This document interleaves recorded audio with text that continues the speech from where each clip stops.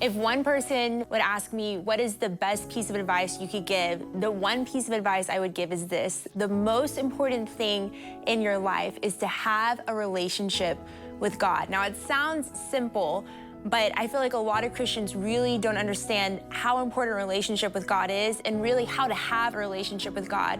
And I remember I was in Bible school and I knew I was called to ministry and I had really no idea what I was doing. I didn't even really know how to do ministry. And I remember one day I was driving home and God spoke to me and he said, everything you need for life and for ministry will come from having a relationship with me. So focus on me and I will fill in everything else. And you know, it reminds me of that verse where Jesus says, I am the vine, you are the branches. He who abides in me and I in him bears much fruit, for without me you can do nothing. And I remember the first time God actually spoke that verse to me was when I was in summer camp. And I was just asking God, how do I do this whole Christian thing? Like, I want to serve you, I want to live for you, but I don't know what that looks like. And he spoke to me and he said, abide in me and I'll abide in you. I had no idea at the time that actually came from John 15. I would actually figure it out years down the road. But what Jesus is actually referencing there is, have a relationship with me. I am the vine, you're the branch. Therefore, we are actually supposed to live our lives in him, and everything we need will come from him. And the only way you can produce fruit is by abiding in the vine. And so how do you abide in the vine? By having a relationship with Jesus. And this is actually why Jesus came to earth. You know, he says in John 10:10, I have come that they may have life and have it abundantly. Well, how do we experience abundant life? It's through relationship with God.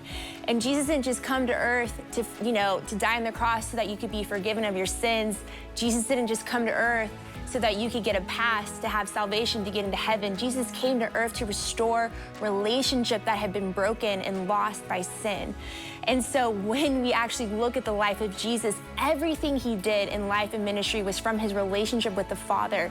And you actually see this really beautiful relationship between Jesus and the Father. It says in John 10:3, it says the Father and I, Jesus says the Father and I are one. And you see that Jesus would go away to pray and that he would have this time of intimate time with the Lord, and that he would hear what the Father would have to say. And he actually said at one point, I only do what the Father tells me to do. I only say what the Father tells me to say. And this is the kind of relationship we are supposed to have with God. We are supposed to have that close intimacy with him, and then we live our lives out of that relationship, which is exactly what Jesus did. And so I just want to encourage everybody that everything you need for life, everything that you need comes from having a relationship with him. And it is so vital that you not only go throughout the day, you know, I like to say there's two ways that I like to live our relationship with God. It's in the day-to-day life, where as I'm going throughout my day, I like to be mindful of him. I like to communicate with him.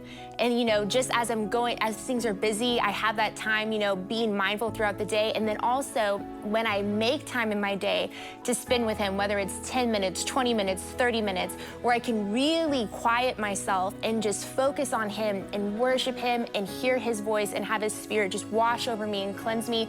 And in telling you, it is my lifeline. It is how I do what I do, and it is the joy of my life. And so I just want to encourage everybody that you can have the same, and that when you put him first and you put your relationship with God first, everything else that you need in life will fall into place, will come from him.